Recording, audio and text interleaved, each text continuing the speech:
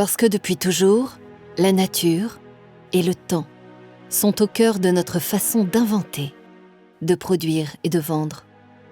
Chez Brioche Pasquier, nous agissons avec nos agriculteurs partenaires en faveur du développement de l'agroécologie.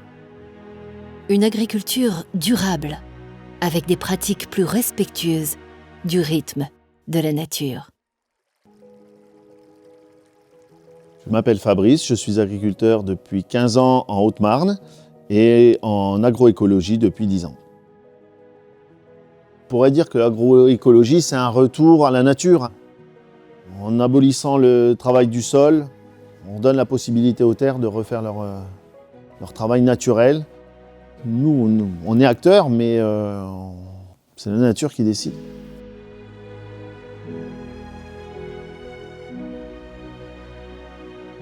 Laurent, agriculteur en Seine-et-Marne. On pratique de la grande culture, notamment du blé.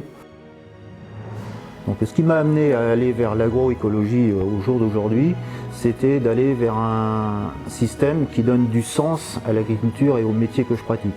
C'est-à-dire d'aller vers un système qui soit beaucoup plus respectueux et en harmonie avec le monde du vivant. On a abandonné le labour et en essayant d'améliorer et de reconstituer, je dirais, un capital sol. Et l'avantage qu'il y a dans ce système-là, c'est qu'on a des sols qui se revitalisent. On en tire vraiment un réel profit à partir du moment où on a réussi à mettre tout cet équilibre-là en place.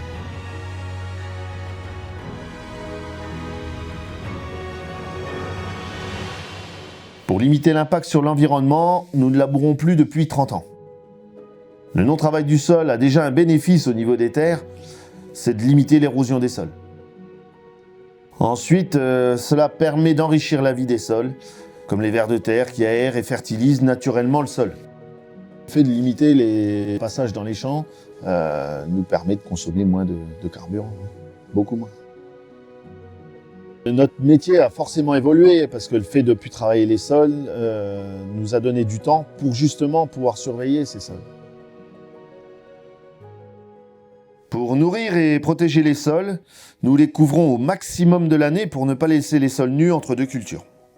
Dès la fin de la moisson, nous venons semer des couverts végétaux. C'est un mélange de plantes, composé notamment de légumineuses, capable de capter le carbone de l'air pour nourrir le sol, ce qui va nous permettre de limiter l'apport d'engrais. Par la suite, nous allons semer notre blé dans ces couverts toujours vivants.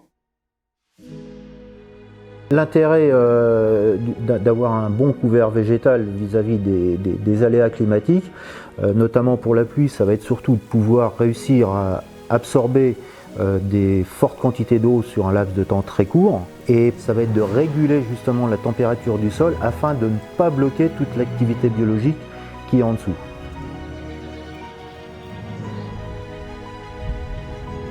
Alors il est clair qu'aujourd'hui il est important de pouvoir développer la biodiversité dans nos parcelles.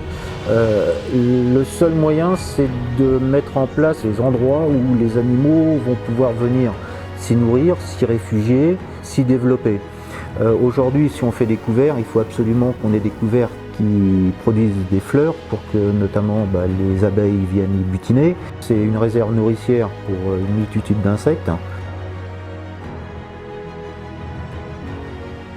Ah, mes parents, au début, se demandaient où on allait, ils se demandaient ce qu'on faisait. Ouais. Petit à petit, d'année en année, mon père m'a dit c'est dommage qu'on n'ait pas vu clair plus tôt, il y avait de belles choses à faire.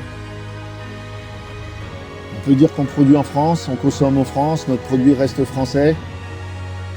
Je suis serein sur la qualité de mon blé. Pour moi, d'avoir la chance de travailler avec les Brioche Pasquier, c'est une forme de confiance et aussi de reconnaissance de la qualité du travail qu'on peut accomplir au quotidien. Ça fait toujours plaisir de savoir où notre produit fini il arrive. Ce qu'on fait aujourd'hui, la terre qu'on travaille, je pense qu'on ne fait que de l'utiliser et de l'emprunter aux générations qui nous suivent. Donc si on veut leur rendre un outil de travail digne de ce nom, il faut qu'on le respecte et qu'on l'améliore.